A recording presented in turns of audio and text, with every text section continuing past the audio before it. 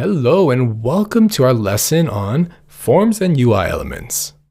Now you may be thinking to yourself, what are UI elements? And that's a very good question.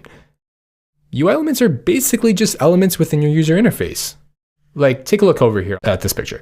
We have cards, we have some icons, we have a navigation, we have a badge on an icon right there. We also have like a little picker over here.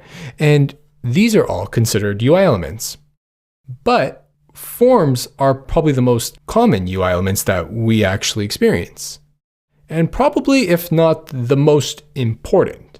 So let's take a step back. Forms are everywhere. Think about it.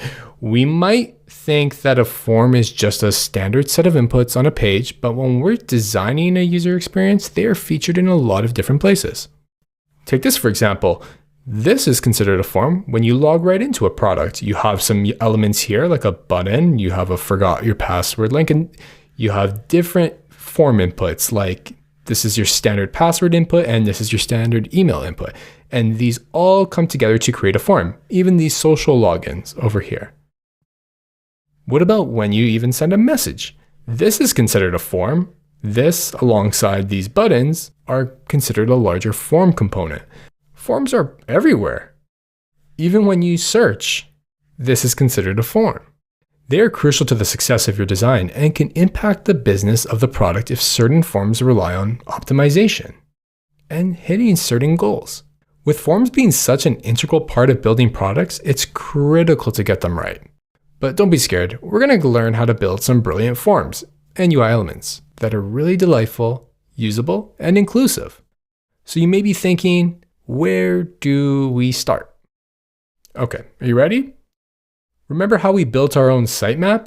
Well, we talked about building some preliminary sitemaps, user flows, and concepts earlier. When we did that, we were thinking about the types of content we would have on certain pages. Before we even begin thinking about designing a form, we need to know what type of content we're dealing with.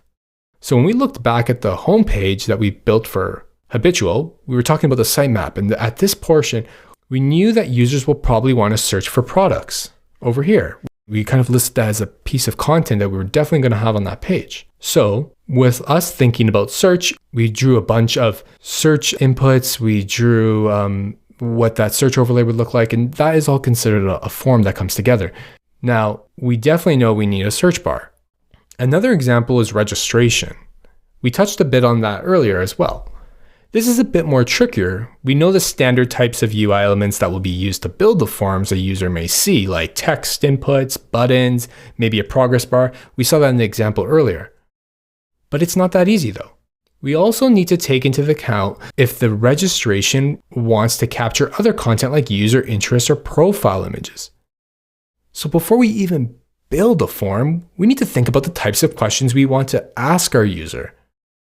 This takes some time to figure out and can be done through some quick prototyping, testing, and iteration. So you can find the result that works best for your product.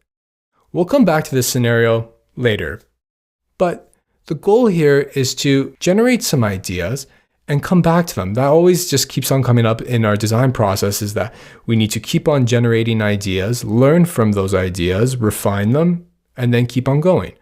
So same thing with forms. We need to think about the types of questions we need to ask our users because it's incredibly important that we get that right. And then we can iterate and refine the details later. So you want to start building some components for your product, right? Well, we're going to cover a wide array of examples of different types of forms and accompanying UI elements. We'll be covering like forms, inputs, advanced inputs, and buttons. We're going to jump right into Figma to take a look at the different types of scenarios we often face as designers.